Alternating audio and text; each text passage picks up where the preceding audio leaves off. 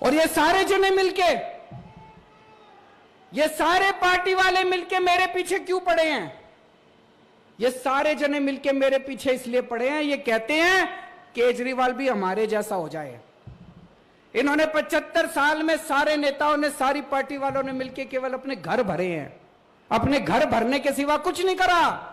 अगर मैं भी आज सत्ता में आने के बाद बदल जाता, आज भी आपके सामने वही केजरीवाल खड़ा है जो 10 साल पहले केजरीवाल था। इतना सा भी नहीं बदला मैं। उतनी ईमानदारी के साथ काम कर रहे हैं जो पहले काम करते थे। ये सारी पार्टियां चाहती है केजरीवाल भी हमारे जैसा हो जाए। ये चाहती है मैं भी अपना घर भी भरूं, थोड़ा मैं कमाऊं, थोड़ा इनको कमा के दूं। एक बार जोर से भारत माता का जयकारा लगाएंगे सारे जने, पूरे दिल से मुट्ठी बंद करके, हाथ ऊपर करके जोर से बोलेंगे, भारत माता की इनकलाब, इनकलाब, वंदे वंदे।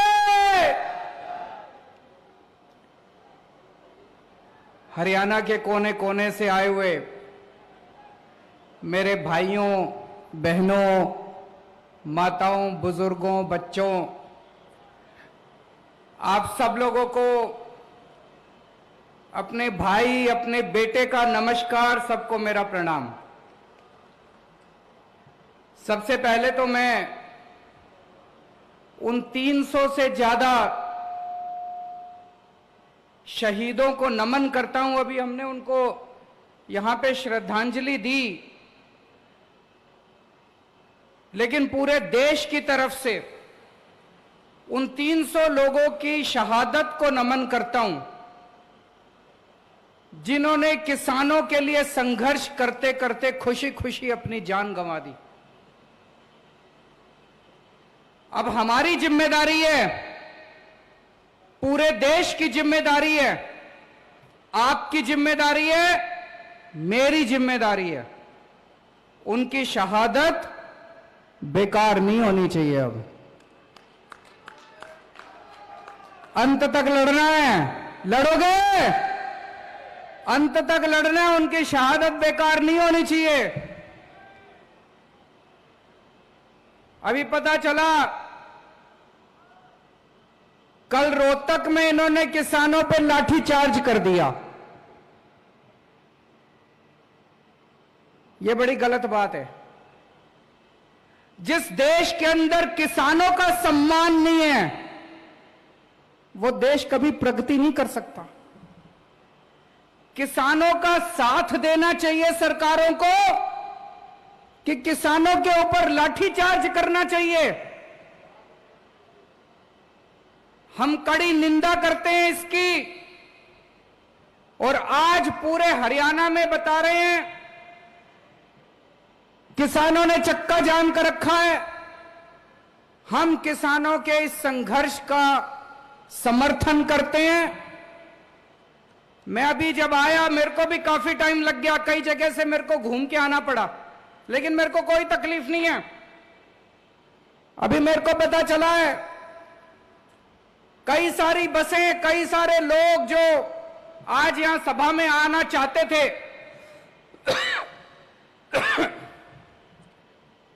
वो जगह जगह चक्का जाम में फंसे हुए हैं। मैं उनसे माफी मांगना चाहता हूं कि हमें अब ये सभा शुरू करनी पड़ी, नहीं तो कई लोग जो 11 बजे के आके बैठे हैं उनको भी वापस जाना था। मैं तो आज आप ही के लिए आया था, आप कहते तो पूरा दिन भी रुक जाता उनके लिए, लेकिन मेरे को पता चला कि कुछ लोग अब जाने लग गए, तो मुझे लगा कि आपसे बातचीत करते हैं। उन लोगों से मैं माफी चाहता हूं जो लोग जाम में फंसे हुए हैं और अभी पहुंचने में असमर्थ हैं। दोस्तों, जब केंद्र सरकार ने तीनों काले कानून पास करे, पूरे देश के किसान दुखी हो गए, पूरे देश के। लेकिन सारे किसान ये सोच रहे थे कि कौन आगे बढ़ के संघर्ष करे, कौन आगे बढ़ के इसका बीड़ा उठाए। तब पंजाब और हरियाणा के किसानों ने आगे बढ़ के पूरे देश के किसानों का नेतृत्व किया। अभी थोड़े दिन पहले मैं पंजाब होके आया। पंजाब में भी किसान महापंचायत करी, पंजाब के किसानों का धन्यवाद करके आया। आज मैं हरियाणा में आया हूं, हरियाणा के किसानों का धन्यवाद करने के लिए कि पंजाब और हरियाणा के किसानों ने नेतृत्व करके इस पूरे किसानों के संघर्ष का नेतृत्व किया और देश के सारे किसानों की आवाज बुलंद की आप लोगों ने इन तीनों काले कानूनों के खिलाफ। सारा देश आपके साथ है। ये मीडिया वाले दिखाएं ना दिखाएं, चिंता मत करना। कोई कुछ भी कहे, चिंता मत करना। मैं तो आम आदमी से जुड़ा हुआ हूं। सारा देश आपके साथ है, सारे देश के किसान आपके साथ हैं। हो सकता है गुजरात का किसान दिल्ली के बॉर्डर पे ना पहुंच पाए, हो सकता है तमिलनाडु का किसान दिल्ली के बॉर्डर पे ना पहुंच पाए, हो सकता है असम का किसान दिल्ली के बॉर्डर पे ना पहुंच पाए, पर यह मत सोचना कि वो किसान आपके साथ नहीं है। रोज सवेरे इस देश का हर किसान दिल्ली के बॉर्डर के ऊपर बैठे हुए किसान के लिए प्रार्थना करता है, दुआ करता है कि हमारे संघर्ष में हमारा ये संघर्ष सफल होना चाहिए। सारे देश का किसान अपने साथ है, सारे देश का किसान आपके साथ है दोस्तों। और जब से यह संघर्ष शुरू हुआ है, पहले दिन से मजबूती के साथ हर कदम से कदम मिला के आम आदमी पार्टी, अरविंद केजरीवाल और मेरी दिल्ली सरकार किसानों का साथ दे रही है। कदम से कदम मिला के हम लोगों ने साथ दिया है। मेरे को याद है जब किसानों ने, पंजाब और हरियाणा के किसानों ने दिल्ली की तरफ कूच करा था, दिल्ली बॉर्डर की तरफ आ रहे थे, तो हरियाणा सरकार ने जगह जगह आंसू गैस के गोले छोड़े, जगह जगह बैरियर लगा दिए, उनके ऊपर लाठीचार्ज करा। लेकिन हमारे किसानों की हिम्मत देखो, सरकारों के बुलडोजर पार करते हुए, आंसू गैस के गोले पार करते हुए, इनके लाठीचार्ज पार करते हुए हमारे किसान दिल्ली बॉर्डर के ऊपर पहुंच गए। तब केंद्र में बैठी बीजेपी सरकार ने एक षड्यंत्र रचा। केंद्र सरकार ने षड्यंत्र बनाया, चलो इन किसानों को आने दो दिल्ली। जब ये दिल्ली पहुंचेंगे तो केंद्र सरकार ने दिल्ली के 9 बड़े बड़े स्टेडियम उन्होंने सोचा इनको जेल बना देते हैं।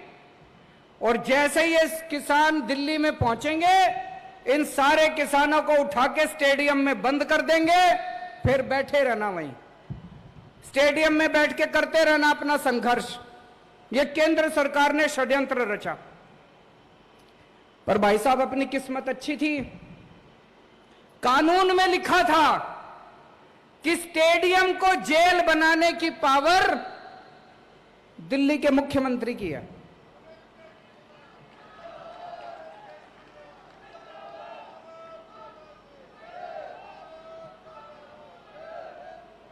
कानून में लिखा था कि स्टेडियम को जेल बनाने की पावर दिल्ली के मुख्यमंत्री की है। तो केंद्र सरकार ने फाइल भेजी मेरे पास, और भाई साहब फोन पे फोन आने लगे। इतना प्रेशर डाला इन्होंने, केंद्र वालों ने इतना प्रेशर डाला कि ये जेल बना दो, जेल बनाना बहुत जरूरी है, लॉ एंड ऑर्डर प्रॉब्लम हो जाएगी। धमकी भी दी उन्होंने मेरे को, तुम्हारी पावर खत्म कर देंगे, ये कर देंगे, वो कर देंगे।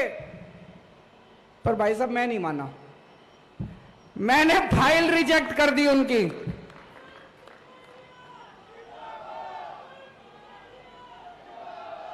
मैंने फाइल पे लिख दिया कि किसानों का आंदोलन सही है, किसानों की मांगे जायज हैं, किसानों की मांगे तुरंत मानी जाएं, और दिल्ली पुलिस का यह प्रस्ताव कि दिल्ली के स्टेडियम जेल बनाए जाएं, यह प्रस्ताव खारिज किया जाता है। और मैंने फाइल उनकी वापस भेज दी। भाई साहब इतना नाराज हुए, ये इतना नाराज हुए मेरे से, इतना गुस्सा हुए, आग बबूला हो गए केंद्र सरकार बीजेपी वाले। फिर मैंने अपने सारे विधायकों को बोला, अपने सारे सांसदों को, कि बॉर्डर पे जाओ, किसान बैठे हैं, उनकी जाके सेवा करो, आम आदमी की तरह, आम आदमी की तरह जाना, टोपी पहन के मत जाना, झंडा लेके मत जाना, केजरीवाल का नाम मत लेना, आम आदमी पार्टी का नाम मत लेना, अपने को राजनीति नहीं करनी, बॉर्डर पे जाओ, किसानों की सेवा करो। हमने लंगर लगवाए, दिल्ली सरकार की तरफ से पानी का इंतजाम करा, टॉयलेट का इंतजाम करा। एक दिन कुछ किसान भाई आए मेरे पास, बोले जी वहां पे सिग्नल कमजोर है, घर पे बात नहीं हो पाती, गांव में बात नहीं हो पाती। हमने सरकार की तरफ से वहां पे वाईफाई का भी, फ्री वाईफाई का इंतजाम कर दिया वहां पे बॉर्डर के ऊपर। जो हम कर सकते थे हमारे हाथ में था, सब कुछ करा जी। और जिस दिन राकेश टिकैत भाई साहब के साथ वो हादसा हुआ, जिस दिन राकेश टिकैत 28 तारीख थी मेरे ख्याल से, 28 या 29 जनवरी की शाम थी, मैंने टीवी खोला, मैंने देखा राकेश टिकैत भाई साहब, उनकी आंखों में आंसू है, वो टीवी पे रो रहे थे। मेरे से रहा नहीं गया। पहले संजय सिंह जी को मैंने कहा, संजय सिंह ने उनको फोन करा, फिर मैंने राकेश टिकैत जी को फोन करा, मेरी उनसे फोन पे सीधी बात हुई। मैंने राकेश टिकैत जी को कहा, मैंने कहा भाई साहब आप दिल कमजोर करोगे तो फिर कुछ नहीं बचेगा, आप अपना दिल ठाडा करो, आप अपना दिल कमजोर मत करो, हम सारे आपके साथ हैं, सारा देश आपके साथ है, बताओ आपको क्या चाहिए। बोले जी ये योगी सरकार ने हमारी बिजली बंद कर दी, योगी सरकार ने हमारा पानी बंद कर दिया, योगी सरकार ने हमारे टॉयलेट बंद कर दिए। मैंने कहा चिंता मत करो, 1 घंटा दो, 1 घंटे के अंदर आपके लिए मैं भिजवाता हूं दिल्ली से।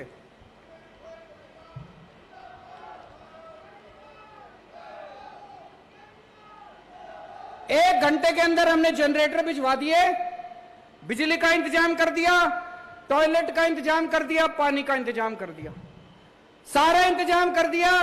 और मुझे बड़ी खुशी है कि आज भी किसान आंदोलन 4 महीने के बाद जिंदा है। अभी भी वो कुछ नहीं कर पाए, इसी वजह से वो इतने परेशान हो रहे हैं मेरे से, इसी वजह से इतने नाराज हो रहे हैं। और अब वो संसद के अंदर एक बिल लेके आए हैं केजरीवाल को सजा देने के लिए। बहुत बड़ा खामियाजा भुगता है हमने। किसान आंदोलन का समर्थन करने के लिए वो अब हमें सजा दे रहे हैं। वो एक कानून लेके आए, कानून पास कर दिया संसद ने कि दिल्ली के अंदर चुनी हुई सरकार, चुने हुए मुख्यमंत्री की कोई पावर नहीं होगी, सारी पावर लेफ्टिनेंट गवर्नर की। भाई साहब इसलिए आजादी की लड़ाई लड़ी थी क्या? आजादी की लड़ाई लड़ी थी कि देश आजाद होएगा, जनता की ताकत होएगी, जनता वोट डालेगी, वोट डाल के अपनी सरकार चुनेगी, सरकार जनता के लिए काम करेगी। अरे ये कैसा कानून कि जिस सरकार को जनता ने 70 में से 62 सीट दी, 70 में से एक बारी 67 सीट दी, उस सरकार की कोई पावर नहीं और तुम्हारे लेफ्टिनेंट गवर्नर की सारी पावर। संसद के अंदर जब ये बिल पे चर्चा हो रही थी, सुशील गुप्ता जी वहीं बैठे थे संसद में, बीजेपी के एक एक सांसद ने खड़े होकर बोला केजरीवाल ने किसानों का समर्थन किया था, इसलिए केजरीवाल को सजा दे रहे हैं हम लोग। सुन लेना आप यूट्यूब के ऊपर, सोशल मीडिया पे सुन लेना इनके बीजेपी वालों के भाषण।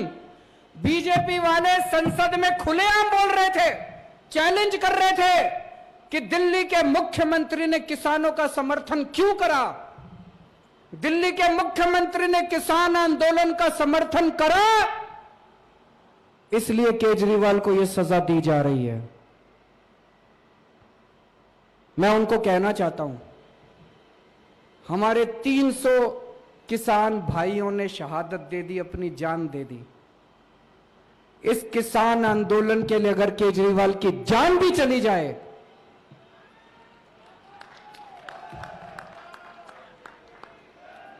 आपकी किसी सजा से नहीं डरते हम लोग।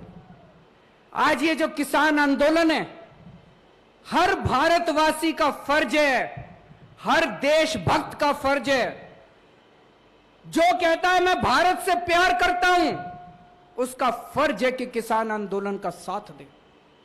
जो आदमी किसान आंदोलन के साथ है वो देशभक्त है, और जो आदमी किसान आंदोलन के खिलाफ है वो गद्दार है, वो देश का गद्दार है।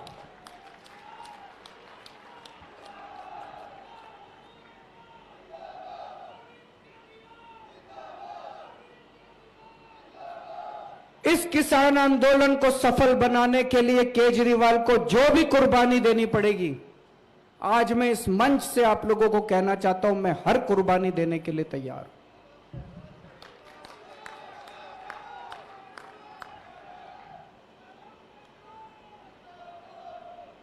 अभी परसों में सुशील गुप्ता जी से मेरी फोन पे बात हो रही थी। इन्होंने बताया जी गांव गांव में जा रहे हैं इसकी तैयारी, आज इस महापंचायत की तैयारी करने के लिए। बोले जी गांव गांव के अंदर किसी पार्टी के नेता को नहीं घुसने दे रहे, और जब आम आदमी पार्टी वाले जाते हैं तो लोग बुला बुला के अपने घर में उनको दूध पिलाते हैं।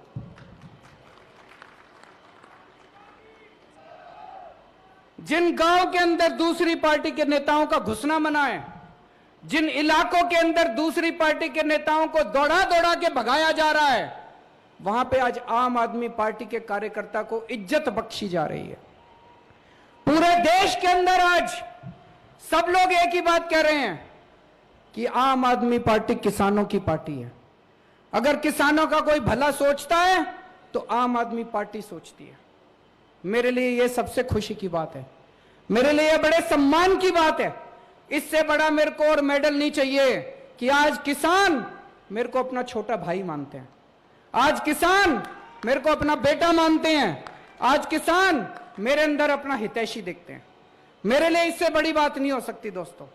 इसकी जो सजा देना चाहती है केंद्र सरकार, मेरे को सजा दे, मेरे को इसकी कोई परवाह नहीं है।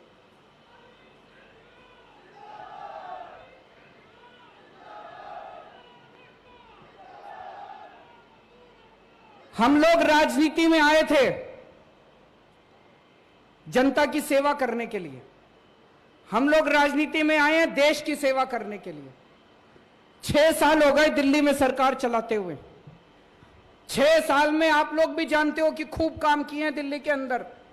स्कूल बनवाए हैं, अस्पताल बनवाए हैं, दिल्ली में बिजली मुफ्त हो रही है, पानी मुफ्त हो रहा है, महिलाओं की बसों का में किराया नहीं लगता। औरत अगर महिला बस में सफर करे उसका किराया नहीं लगता। खूब सड़कें बन रही हैं, खूब विकास हो रहा है दिल्ली के अंदर। आप तो जाते रहते हो दिल्ली, आपको पता होगा। और इन 6 साल में जब हम लोग दिल्ली का विकास कर रहे थे, बीजेपी वाले हर 6-7 महीने में कुछ ना कुछ अड़ंगा अड़ा के हमारी शक्तियां छीनते रहते हैं, शक्तियां छीनते रहते हैं। मैं बीजेपी वालों को कहना चाहता हूं, तुम्हारे पास तो खूब शक्तियां हो गई। अब बीजेपी तो इस देश की सबसे शक्तिशाली पार्टी है। केंद्र में भी उनकी सरकार, कितने सारे राज्यों में भी उनकी सरकार। इतनी सारी शक्तियां होने के बावजूद केजरीवाल ने दिल्ली में इतने स्कूल बनवा दिए, बीजेपी ने पूरे देश में मिलके एक स्कूल नहीं बनवाया, एक कॉलेज नहीं बनवाया, एक अस्पताल नहीं बनवाया। बता दो जी, बनवाया हो तो? आप इतने जने आ रहे हो पूरे हरियाणा के कोने कोने से, आपके जिले में, आपके गांव में, आपके मोहल्ले में कोई स्कूल बनवाया हो? इन्होंने बंद जरूर करा दिए, कई स्कूल बंद करा दिए इन्होंने। गलत तो नहीं कह रहा भाई साहब? एक स्कूल नहीं बना। इतनी शक्तियां इनके पास, अपार शक्तियां, अपार साधन इनके पास, इतनी शक्तियां, इतनी सारी शक्तियां इन्होंने मेरी भी छीन ली। फिर भी इनसे एक स्कूल नहीं बना, एक अस्पताल नहीं बना, एक कॉलेज नहीं बना। मैं इनको कहना चाहता हूं बीजेपी वालों को, स्कूल और अस्पताल बनाने के लिए, जनता की सेवा करने के लिए शक्तियों की जरूरत नहीं होती, नीयत की जरूरत होती है।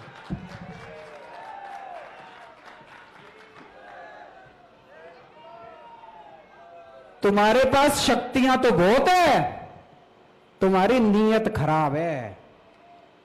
केजरीवाल के पास शक्तियां नहीं है, हमारी नीयत साफ है। तुम हमारी जितनी मर्जी शक्तियां छीन लो, ये दिल्ली के अंदर स्कूल बने थे और बनते रहेंगे, दिल्ली के अंदर अस्पताल बने थे और बनते रहेंगे।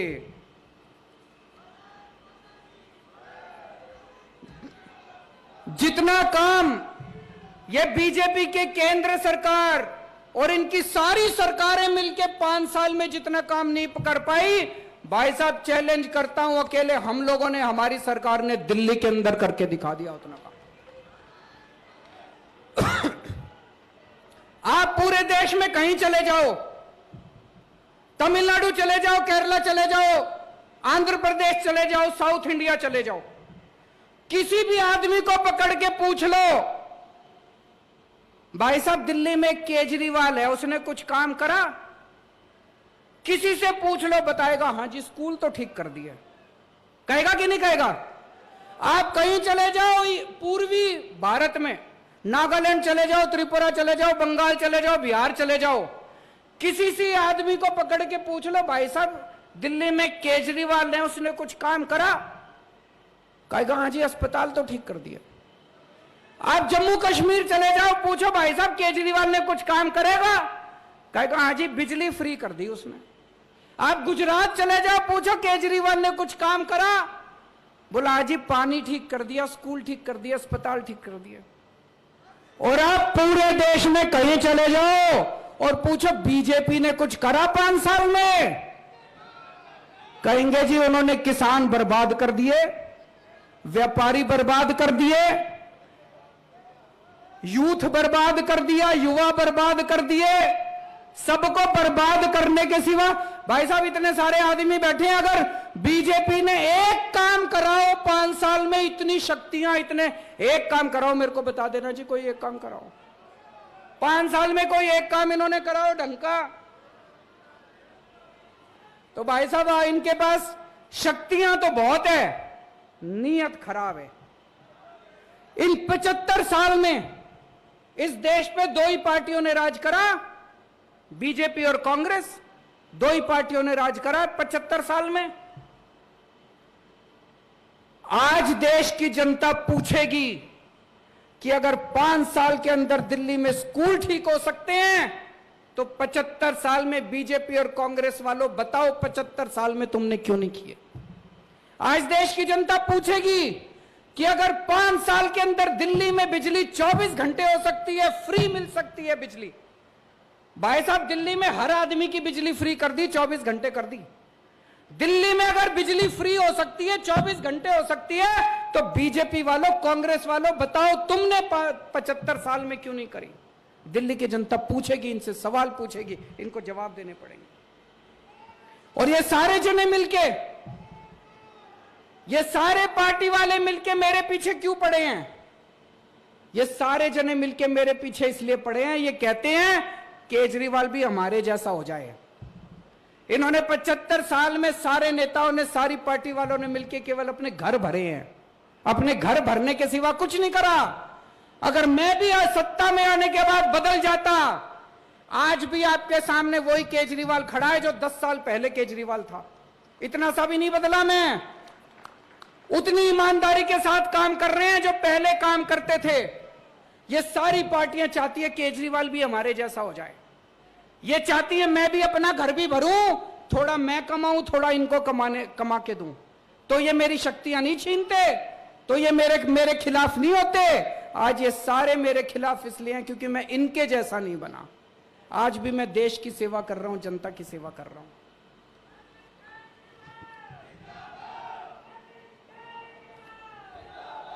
भाई साहब छोटे बच्चे होते थे हम, मास्टर पढ़ाया करता था, कि दुनिया में 3 किस्म के देश होते हैं, विकसित देश, डेवलप्ड कंट्री, जो अमीर देश होते हैं, विकासशील देश, डेवलपिंग कंट्री, और अविकसित देश, जो देश विकसित नहीं है। तो बचपन में पढ़ा करते थे भारत विकासशील देश है, तो मास्टर से पूछते थे जी हमारा देश विकासशील है तो ये विकसित कब बनेगा, ये अमीर देशों की कैटेगरी में कब आएगा? तो मास्टर कहता था 5-10 साल में आ जाएगा। भाई साहब 40 साल तो हो गए, सारी पार्टियां आली, सारी पार्टियां चली गई, आज भी जो बात मास्टर मेरे को पढ़ाता था मेरे बेटे को पढ़ाता है।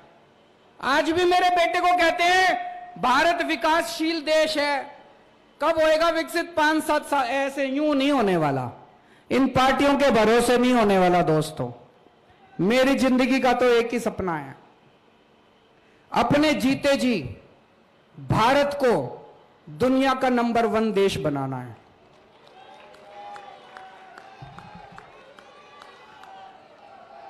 दिल्ली बदल के दिखा दी 5 साल में। 5 साल पहले दिल्ली का बुरा हाल था, आज दिल्ली की जनता इतनी खुश है और इतना प्यार करती है। पिछली बार 67 सीट दी थी, इस बार 62 सीट दी है। दिल्ली बदल के दिखाई है। अब मैंने तो भगवान से मेरी सेटिंग है जी, भगवान से मैंने सेटिंग कर रखी है कि इस पृथ्वी से मेरे को तब तक मौत नहीं आएगी जब मैं अपने भारत को दुनिया का नंबर 1 देश जब तक मैं ना देख लूं।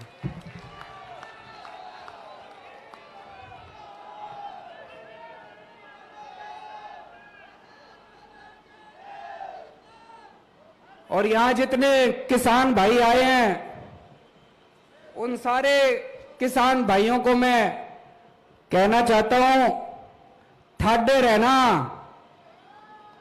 चिंता ना करना। दिल्ली में थारा छोरा बैठा है सीएम,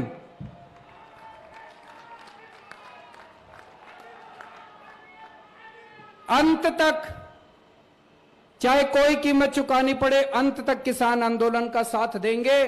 और दोस्तों मेरा दिल कहता है समय लग जाए, लेकिन किसानों की मांगों के सामने, किसान आंदोलन के सामने बीजेपी को झुकना पड़ेगा, केंद्र सरकार को झुकना पड़ेगा, इनका गरूर खत्म होगा। भारत माता की